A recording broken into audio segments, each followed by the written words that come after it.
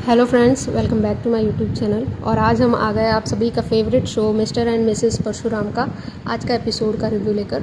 तो आज के एपिसोड की शुरुआत में हम देखते हैं शिव प्रसाद गया होता है जेल स्टेशन गया होता है वो एक्यूज से मिलने के लिए, जो केस के सिलसिले में अरेस्ट किया था। और वो वहाँ पे ये पहचान लेके जाता है कि उसे नंदिनी दीक्षित ने भेजा है एक्यूज से मिलने के लिए, बात करने के लिए उससे। वो जितेंद्र प्रसाद के नाम से आया हुआ होता है स्टेशन में, और वो पुलिस से रिक्वेस्ट करता है कि मुझे उससे मिलने जाना है, एक्यूज से उससे बात करनी है, इन्वोकेट करना है। ये एक महिला के इज़्ज़त का सवाल है और उनकी ज़िंदगी का सवाल है। तो मुझे एक्यूज से बात करना है इस केस के सिलसिले में, तो मुझे प्लीज़ उससे मिलने के लिए परमिशन दीजिए। तो पुलिस उसे कहता है ठीक है, आप उससे जाके मिल सकते हैं, और कांस्टेबल उससे ले जाता है उससे मिलने के लिए। और जैसे ही वो वहाँ पे जाता है शिव प्रसाद, वो क्रिमिनल से पूछता है क्या मुझे तू पहचानता है, अच्छे से देख इस चेहरे को, क्या तू मुझे जानता है। और फिर वो उससे पूछता है तू चौल में रहता है ना, तुझे शूटिंग का ऑर्डर्स आता है ना, तू ये सब डील्स करता है ना। तो बस वो यही सब पूछ रहा होता है और वो क्रिमिनल घबरा रहा होता है, राजू अपने। वो पूछता है कि तुझे ये मुझे मारने की सुपारी किसने दी है बता, बट वो नहीं बता रहा होता है, वो बस चुप रहता है और वो बस अपने मुंडे हिलाता है कि उसे मतलब कि कुछ बताना नहीं है इस तरह से। और वो बात कर ही रहा होता है, उसे धमका ही रहा होता है कि मुझे बता दो किसने भेजा है तुम्हें, बट वो बिल्कुल भी बोल नहीं रहा था, वो बिल्कुल अपना मुंह खोल ही नहीं रहा था क्रिमिनल। तो शिव प्रसाद देशमुख उसे बार बार यही पूछ रहा होता है क्या शालिनी ने तुझे भेजा था, और यार तो बता दे किसने तुझे भेजा था, बट वो जवाब ही नहीं दे रहा था। तो शिव प्रसाद ने अपने पॉकेट में से एक पॉलीथीन निकाली और उसके सर पे डाल दिया अक्यूज्ड के। और फिर वो बस उससे यही प्रश्न बार बार पूछ रहा था कि तुझे किसने भेजा, तुझे किसने सुपारी दी मुझे शूट करने के लिए। वो पहचान ही नहीं पाता है कि वो कौन था, वो बार बार यही पूछ रहा था आप कौन, आप क्यों आए मुझसे मिलने, आप एडवोकेट हैं, आप मुझे क्यों मार रहे हो।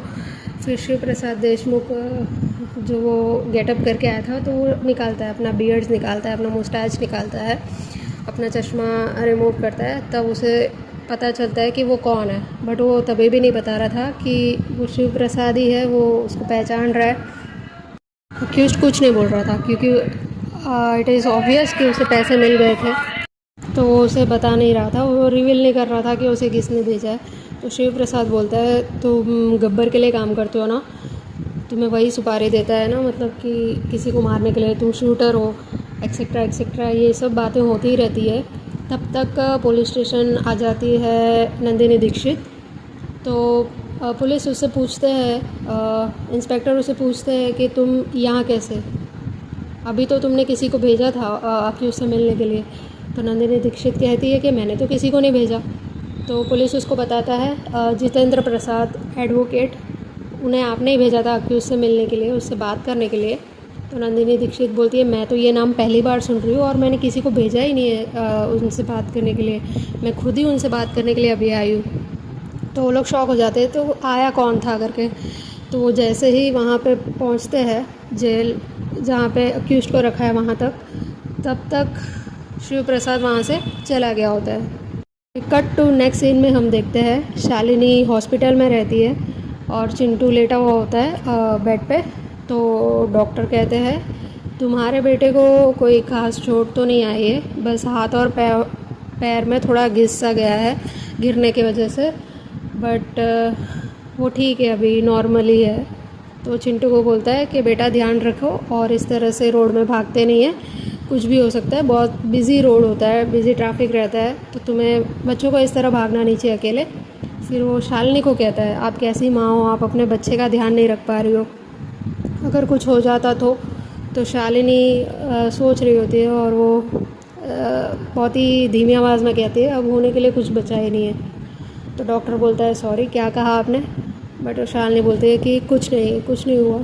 एंड देन वो चिंटू को हक करती है और उसे कहती है बेटा मेरे पास अभी खोने के लिए कुछ भी नहीं है, बस तुम मेरी ये बात को प्लीज़ एक्सेप्ट कर लो कि तुम्हारी माँ निर्दोष है, तुम्हारे पा की कसम और तुम्हारे सर पर रख के मैं कसम खाती हूँ कि मैं निर्दोष हूँ, मैंने कुछ भी नहीं किया है, प्लीज़ ट्रस्ट मी।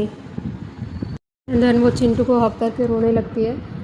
फ्लैशबैक्स आता है, तब तक उसको एक कॉल आता है और उस कॉल में शीतल रहती है, वो कहती है कि मैं शीतल बोल रही हूँ।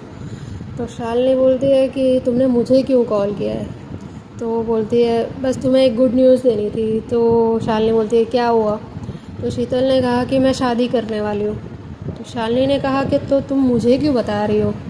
तो शीतल कहती है कि जिससे मैं शादी कर रही हूँ तुम उसे पहचानती हो, वो तुम्हारे कॉलेज में साथ में पढ़ते थे तुम लोग। तो शालिनी पूछती है कि कौन है वो। शीतल बोलती है ये तो सरप्राइज़ है और तुम टेंशन मत लो, मैं तुम्हें शादी में इनवाइट करूँगी, तब तुम्हें पता चल जाएगा कि दूल्हा कौन है।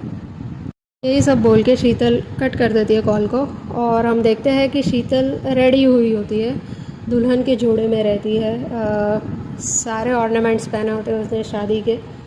तब तक वहाँ शिव आता है। शिव उसको देख के शॉक हो जाता है, शॉक रह जाता है। वो पूछता है कि तुमने इतनी सारी तैयारियां क्यों की है, तुमने ये क्या पहन रखा है, ये सब तैयारियां किस लिए कर रही हो तुम। तो शीतल कहती है मेरी शादी होने वाली है। ऑब्वियसली वो शिव की शादी करेगी, तो शिव शॉक हो गया। एंड देन शीतल ने बोला कि मैंने इन्विटेशंस कार्ड छपा दिए और डेट भी फिक्स कर दी है मैंने, हम लोग शादी करेंगे 15 जुलाई को। तो शिव कहता है ये सब कौन कर रहा है, ये सब किसने बताया तुम्हें। तो बोलती है मैंने पंडित से पता करवाया है, हम लोग 15 जुलाई को शादी करेंगे। और तुम्ही ने तो कहा था जब ये साबित हो जाएगा कि शालिनी तुम्हारे खून की हिस्सा है, शालिनी ने तुम्हारा खून कराया है, तब तुम मुझसे शादी कर लोगे। तो इसीलिए मैंने ये डेट फिक्स की है, जब शालिनी को सज़ा मिलेगी मैं आपसे शादी कर लूँगी उसी दिन। शीतल शिव के पास जाती है और उसकी तरफ देख के बोलती है कि ठीक है शिव, बताओ कि तुम्हें मैं ज़्यादा खूबसूरत लगती हूँ या फिर शालिनी। तो फिर शिव को गुस्सा तो आ रहा होता है, बट वो रिमेंबर करता है शालिनी को, जैसे शालिनी से शादी हुई थी। तो वो सीन सब रिवाइंड करके फ्लैशबैक्स आती है, उसको मेमोरीज आती है। तो शालिनी के बारे में सोच रहा होता है और वो हंस रहा होता है। तब शीतल उसके पास आती है। तो शीतल को खुद के लिए फ़ील हो रहा होता है, बट फिर वो शालिनी को ही सोच रहा होता है उस टाइम भी। And cut to next scene में हम देखते हैं कि करण कुलकर्णी वो अपने ड्राइवर को मार रहा होता है थप्पड़ ज़ोर ज़ोर से। एंड वो बोल रहा होता है अगर वो बच्चा ही था तो क्या करते, तुमने ब्रेक क्यों लगाया, तुम्हें गाड़ी से कुचल देना चाहिए था उसको, गाड़ी उस पर चला देते। वही बच्चा है जिसने कबीर को पहचाना था, उसने ही कबीर के खिलाफ़ केस करवाया था, उसने ही कबीर को पहचाना था, जिसकी वजह से मेरे बेटे की लाइफ बर्बाद हो चुकी है पूरी तरह से। तो तुम उस लड़के पे गाड़ी चला के कुचल देते। तो ड्राइवर बोलता है कि वो बच्चा था तो मुझे कुछ समझ नहीं आया, मैंने ब्रेक मार दिया, मैं किसी बच्चे की जान तो नहीं ले सकता था। करण कुलकर्णी उसे बहुत मार रहा था ड्राइवर को बार बार।